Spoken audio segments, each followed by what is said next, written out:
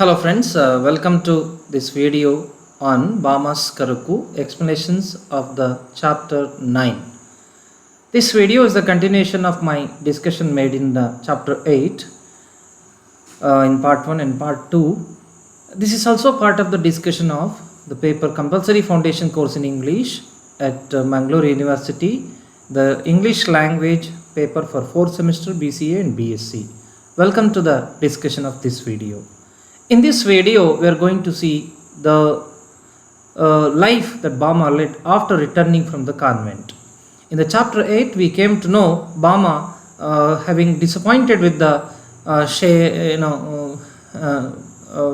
pretense and shame she witnessed at the church. She quit that role of a nun at the church and returned home. And life after returning home was not a comfortable one. It was a restless life. Bama tries to document that part in the 9th chapter. You can see Bama experienced a sheltered life when she was at the convent. It was a life of comfort within the safety of the convent for 5 years. But when she came home, it was after quitting the convent, she did not have any contact with the outside world. It was like a kind of alienated situation where she had to cut her contacts with the outside world. On the other hand, for the economic source, she had to find some job, to survive. That is another thing she had before her. She had to start a new life of her own, therefore facing all the hardships that she faces in the way. Therefore, the life after returning home was not even a happy one. It again posed challenge before her. She started scanning the newspapers for job advertisement, and she even applied for a few jobs, and she received, she underwent some interviews also, but she had no luck of getting any job because she was a Dalit. There also, her birth as a Dalit was a hindrance or obstacle because people perceived her with their prejudiced mindset, and there was no chance of getting job. In one case, she answered all the questions. She takes up individual examples again. She answered all the questions in the interview, wrote the exam, and at last she received the offer for a meager 400 rupees salary a month. It was very meager amount because one cannot live life with that meager amount. That was the offer given to Bama after doing all the process, crossing all the processes of that job. So therefore, she complains that Nadar schools admit only Nadars, Naikar schools admit only Naikars, then Iyer schools will only teach Iyer children. So by locating or connecting the schools or education system or organizations, institutions with the caste, she raises a question, then where is the scope or room for Dalits? That is a question she again puts before us. In such a bleak scenario, she wonders where the Dalit children can go and break their heads. Look at the colloquial usage, the language, the social act that she follows and mentions in page number 119 of OUP, break their heads. So that is a thing. ಎಲ್ಲಿ ಅವರ ತಲೆಯನ್ನು ಜಜ್ಜಿಕೊಳ್ಳೋದು ಅಂತ ಕನ್ನಡದಲ್ಲಿ ಕೂಡ ನಾವು ಹೇಳ್ತೀವಿ, ಆ ರೀತಿಯಾಗಿ ಅವರು ಅದನ್ನು ಎಕ್ಸ್ಪ್ರೆಸ್ ಮಾಡ್ತಾರೆ. Then she does not know if there is such a thing as a Dalit school. Yeah, that is another thing. There was no, of course, because most of the Dalits in India are under marginalized and difficult economic condition. There cannot be a school that is particularly meant for them indeed. Anyhow, but we can also observe the paradoxical state of India, where on the one hand we speak of caste and casting away of caste. On the other hand, we construct everything based on caste. This is one example where schools are even built based on caste, and preference was given based on the caste members to which the management belongs. Anyhow, again we see the Dalits are marginalized as being poor quality, and they were not given opportunities. She probes into the reason for that poor quality. It was a problem that Bama also faced. Where and how, you can see here that people say that they have poor quality and all that, and how anyone can have that, or what could be the reason? Because whenever they go for any job drive or finding a job, it was the obstacle, right? So that's why she puts that question before us that what is the reason for poor quality? It is because the system where they are marginalized for centuries, there they cannot learn. That is the opinion of Bama in this point. And she also says, how long can one afford to sit idle at home, uselessly eating one's meals? That's the question, isn't it? After graduation, if one stays at home, this question comes to our mind unless we find job, right? Sometimes it is not our graduation, dear students. You have to understand one point here. After graduation, we are under distress that we don't find the job. And our neighbors and others too feel the same, not out of distress, but out of some mockery. They will question you that having graduated, are you staying at home? That's the question, right? It was very painful. It's very painful if we stay at home after graduation. Therefore, we always have the pressure of finding some job. Similarly, Mama staying at home after quitting that convent, nun's position at convent, underwent that kind of stress or that kind of psychological humiliation. Anyhow, we also see that Bama had an additional difficulty. What is that additional difficulty? Being a woman at that age, it was difficult for her to move alone outside. Moving about in outside world alone was a strange thing, and it was also difficult because she had the risks of men's attitude towards a lone woman. She even questions that. Here I think the tone of feminism, the feminist voice of a woman, the Dalit Christian woman, is evident. We say Dalit because she belongs to that and she has portrayed that thing again. And we say, three broader class where Bama identifies herself and she speaks in favor of that. Here, as a woman, she speaks in favor of women, where women are the pointed of evil side sometimes, evil attitude of men, and they had to face that problems. So again, people talk of gender equality in the air, but the ground realities of single working women are entirely different. That she mentions in the page number 9. So probably as a representative voice of many women who are working alone in some place and the problems they face in their workplace. Anyhow, thus the novel Karukku is not just a story or recollection of the story of Bama's life. It in a way highlights so many social problems in our country, even after years of independence, in years of progress that we have made. Then we see she had hidden away had hidden away from reality for 7 to 8 years. So what is this, that 7 to 8 years that you can observe here in the context, sitting in her chair inside a convent, talking comfortably about whatever came to her mind.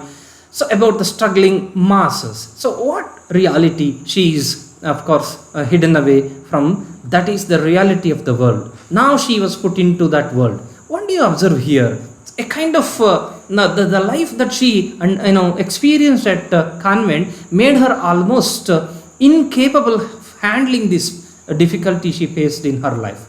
Sometimes it happens so, dear students, that unless we hone our skills, I'm not complaining that Bama did not hone skills, but you see, Bama received such a comfortable life at convent and she lost her own potential to face the difficult situation of life. And once she came out of the church, she herself lost her old potential to face the difficulties of life. That's what she is trying to recount at this point of the novel. And we also see she did not prepare herself to face the pain now. Bama writes that now she did experience it. The pain which was under some full stop for 7 to 8 years again appeared, and again she started facing it. And this indeed molded a writer in Bama, that she finally concludes as in her words here, I came to know what it is to be hungry, to suffer illness in solitude, to stand and stare without a paisa in one's hand, to walk along the street without protection, to be embarrassed by a lack of appropriate clothes, to be orphaned and entirely alone, to swim against the tide in this life without position or status or money or authority. These lines in page number 120 really reflect the condition of a poor person, including the one who have lost her job here in this context, this Bama. So anyhow, then we see the continuation of the chapter reveals further condition of her restless life. She says, however, she never, whatever may be the circumstances, the thing that we observe very, good lesson to all is that she never regretted once. She never regretted her decision. Oh, I did a bad thing. So there is nothing, there is of no, there is no point in regretting over the decision we only made.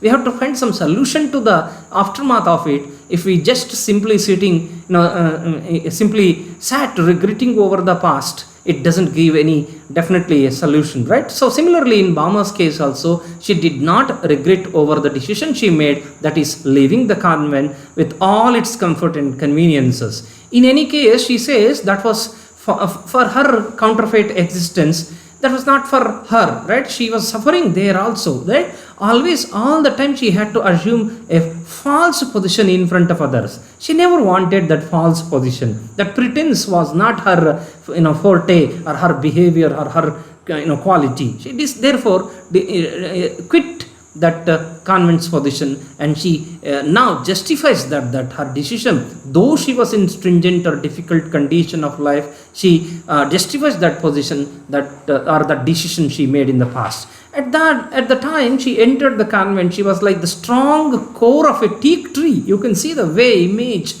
she brings in. Strong core of a teak tree. It is strong enough to one cannot easily cut that. That is the strength of the tree. Strong core of a teak tree, both in mind and body, and she was firm and steadfast as that. The comparison, the simile makes it clear that she was strong when she entered the convent, but when she came out of it, she had lost all her strength. The system there made her lose all her potentials, the strength. So it is true in many cases, people who are skillful, when they put into and when they faced with some bad circumstances of life, if they succumb to it, they lose that potential to face that in life also. That's why sometimes you won't see people reaching certain harsh decisions in life as well. So she says she was feeble as a marunga tree now that blows over in the wind. The observation of teak tree and observation of marunga tree is again her experience at village. Her life experience is the one which can help her to mention these names of the trees also and their qualities, because you can contrast the teak tree which is strong, while marunga tree that blows down as the strong wind blows, right? Anyhow, it was only after she entered the convent that she faced that the kind of she became prey to every illness and disease, right? She was part of that every illness and disease. And her mind too had been buffeted and knocked about, so that she was only living a half life or a quarter life, and she questions in such a diminished state, how could I be of any service? True, that mind is the center of one's body, right? If we are not happy in our mind, happiness isn't there, or when we are not contented in life, it isn't possible to achieve as well. That is even reflected in Bama's case here, right? So she had she had lost that happiness, that comfort, that contentment in her mind because of the observation she made at the church. Therefore, certainly it wasn't possible for her to be of service to society in any way. So thus Bama soon came to regain the senses. She lost that sense when she joined the convent. She regained the senses, came out into the world gradually. It was hard to make a living, of course, yet she was happy to live with a whole and honest mind, because she doesn't have to pretend here. She can live a honest life, a sincere life. With whatever she does it from her heart and mind here. She felt contented to live ordinary life among ordinary people. This contentment is important, dear student. That is satisfaction. However may be the position, whatever may be the earning, unless we have that contentment, what's the use of it? You have heard of people speaking nowadays, not GDP, but it is happiness quotient or happiness index. The people are talking about the happiness index across the globe. That means living happily is very essential. To create happiness, to have happiness, one has to have such kind of social condition also, right? Social, living condition, a healthy living condition is very much needed, and Bama did not have that earlier. Now, though she leads a life of poverty, she was happy in the circumstance. She was happy because there was no mental humiliation at this stage now. Anyhow, then she compares now, therefore, herself to a bird whose wings are broken. That is what the thing she even mentioned while making her preface to Karukku. You can read that in the preface section of your book, Oxford University Press book. So you see there that she compares herself to a bird whose wings are broken, right? She was a bird whose wings are broken, where she couldn't fly at all. She can only mourn sitting somewhere in the ground. She says, I do not know when my wings will heal and gain enough strength so that I too will be able to fly again. That was the situation now. Her wings are cut by that shame she experienced in the, that she witnessed in the, church. It is at the convent. And just as people throw sticks and stones to wound a wingless bird, many people have wounded me with their words and deeds. How powerful these words are. You can see here the wounded heart and wounded self that Bama experienced after that. Yet I know I'm moving forward slowly and step by step, gradually. That is, she mentions in 122. Probably at this stage you can wonder once that these words of Bama, who then looking for that wings, looking for that independence, is probably came into reality today. She is an established writer today. She has got wings now. She can express her views and words, and she can write to not just to safeguard her interest, but to the whole section to which she would like to speak for. Finds herself alone then at that stage. Her friends of her prosperous days have deserted her. See, it's the wealth that brings even friends, and the friends deserted her with the losing of wealth. Others have merely stirred her wounds and caused her more pain. What a metaphor she is using. She had wounds already, and others simply stirred it. ಮತ್ತು ಆ ಗಾಯವನ್ನ ಕಿದುಕಿ ರಕ್ತ ಬರೋ ಹಾಗೆ ಮಾಡ್ತಾ ಇದ್ರೆ ಹೊರತು ಯಾರೂ ಕೂಡ ಅದಕ್ಕೆ ಒಂದು ಸೊಲ್ಯೂಷನ್ ಅನ್ನ, ನೆಮ್ಮದಿಯನ್ನ ಕೊಡುವಂತ ಕೆಲಸವನ್ನ ಮಾಡ್ತಾ ಇರಲಿಲ್ಲ ಅನ್ನೋದನ್ನ ಬಾಮ ನೆನಪಿಸಿಕೊಳ್ತಾರೆ. So therefore that life after the quitting the job is also restless one. So, and she has not given up to all these things. She has not given up the desire to live with a certain pride. She lived with pride, right? ಇದಾಗಿಯೂ ಕೂಡ ಅವರು certain pride ನಿಂದನೇ ಬದುಕ್ತಾರೆ. Though she cannot see her way ahead, Mama wishes to lead a meaningful life, a life that is useful to others. That's why she considers that the pains that she experienced in life as the lessons that she gained, learned, where she learned the courage and learned that skill to face the life. She comforts herself now with the thought that rather than live with the fraudulent smile, I should quote here, she says, I comfort myself with the thought that rather than live with a fraudulent smile, it is better to lead a life weeping real tears. Dear students, observe the beautiful quote. It's very much real or very much applicable to everybody's life. Instead of living a life with fraudulent smile, it is always better to live a life, weeping real tears. That's better than fraudulent smile, right? Isn't it? So thus the chapter, this part of the chapter, ninth chapter, concludes the concluding chapter. It's also the concluding chapter. It concludes with Bama's difficulties that she underwent after leaving the convent. The way she has to face bitter days, but still she was able to gain some courage in those days. It was a kind of workshop to prepare Bama to become a writer, and her wounded self supported her to grow further in the life. She found that the hardships she faced after the convent life strengthened her further and gained back her quality to retreat that she lost at the convent. Finally, we can see the experience after the convent life in fact paved the way for Bama's independent life. So anyhow, thank you for watching this video.